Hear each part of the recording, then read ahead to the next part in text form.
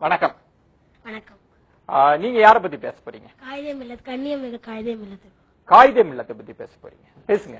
அவரை ஏன் பிடிக்கும் அப்படின்னா, அவர் ஒரு இஸ்லாமியனா, இந்தியனா, தமிழனா, தலைவனா, தனக்குத்தானே ஒரு இலக்கணம் வச்சுட்டு அந்த இலக்கணத்துக்கு படியே வாழ்ந்தாரு. அவர் வந்து நிறைய பதவிகள் வகிச்சாரு.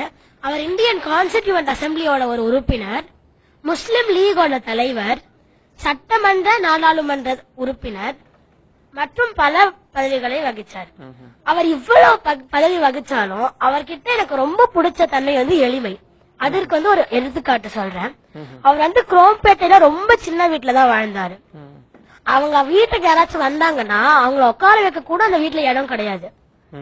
அது மட்டும் இல்லாம அவர் மண்ணடி அலுவலகத்துக்கு போனோம்னா மின்சார ரயில்ல புறப்பட்டு கடற்கரையில இறங்கி அங்கிருந்து ரிக்ஷால தான் மண்ணடி அலுவலகத்துக்கு போவாராம்.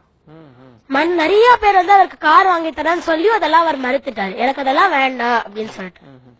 அப்புறம் வந்து நம்ம எளிமைன்னு சொன்னோம்னா அப்துல் கலாம் ஐயாவை தான் மெயினா பார்ப்போம். ஆனா இங்க என்ன அதிசயம்னா, அப்துல் கலாம் ஐயாவுக்கே எளிமையில வந்து இவரோட முன்னோடி அப்படின்னு நம்ம சொல்லலாம். வந்து தேவிக்குளம் பீர்மேடு அப்படின்னு 2 இடம் இருந்தது. அந்த 2 இடம் வந்து கேரளாவுக்கு போயிடும் அப்படின்ற நிலை வந்த போது காமராசர் வந்து அது இந்தியால தானே இருக்கு அப்படின்னு சொன்னாரு.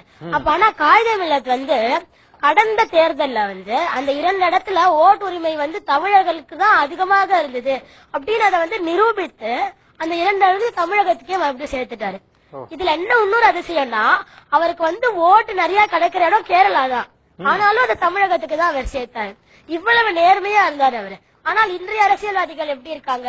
தேர்தல் காலத்துல முதலீடு பண்றாங்க, பதவிக்கு வந்ததுக்கு அப்புறம் பங்கீடு பண்றாங்க. அவர் வந்து கராச்சியில முஸ்லிம் லீகோட தலைமையை ஏற்ற போது அவர் வந்து பாகிஸ்தானோட பிரதமர் என்ன சொன்னார்னா, இந்தியால இருக்கிற முஸ்லிம்களுக்கு ஏதாச்சும் உதவி வேணும்னா நாங்க பண்ண தயார் அப்படின்னு சொன்னார். அப்ப காயிதே மில்லத் வந்து நீங்கள் ஒரு நாடு, நாங்கள் வேற்று நாடு, இதில் நீங்கள் தலையிட வேண்டாம். இந்தியாவில் உள்ள முஸ்லிம்களுக்கு ஏதேனும் உதவி செய்ய வேண்டும் என்றால் உங்கள் நாட்டில் உள்ள சிறுபான்மை இந்துக்கள், சீக்கியர்கள், கிறிஸ்துவர்களை துன்பமில்லாமல் பார்த்துக் கொள்ளுங்கள் என்றார். அவர் இஸ்லாமியனாக இருந்தும் இப்படி சொல்றார் என்றால் அவருக்கு எவ்வளவு மதநல்லிணக்கம் இருக்கும் சார். அவ்வளவு மதநல்லிணக்கம் கொண்டவர் அவர். இந்திய திருநாட்டினுடைய தேசிய மொழியாக எது வர வேண்டும் என்று சிந்தித்த போது முதுமையான மொழியாகவும் எல்லா கருத்துக்களையும் தன்னகத்தை கொண்ட மொழியாகவும் இருக்க வேண்டும் என்று சொன்னால் தமிழுக்கு ஈடு இணையுள்ள மொழி வேறு என்றும் கிடையாது. எனவே இந்திய தேசியத்தினுடைய தேசிய மொழியாக, ஆட்சி மொழியாக, தாய்மொழியாகிய தமிழ்தான் வர வேண்டும் என்று வாதிட்டவர் மரியாதைக்குரிய காயிதே மில்லத் அவர்கள்.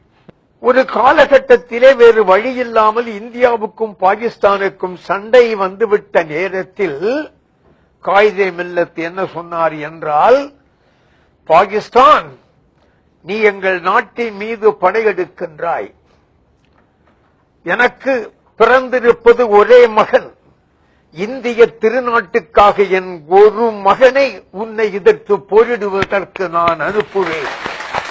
பெற்ற மகன் ஒருவனேதான், அந்த ஒருவனையும் இந்திய திருநாட்டை பாதுகாப்பதற்கு நான் அனுப்புவேன் என்று சொன்ன மிக அற்புதமான ஒரு இந்தியன். அடுத்து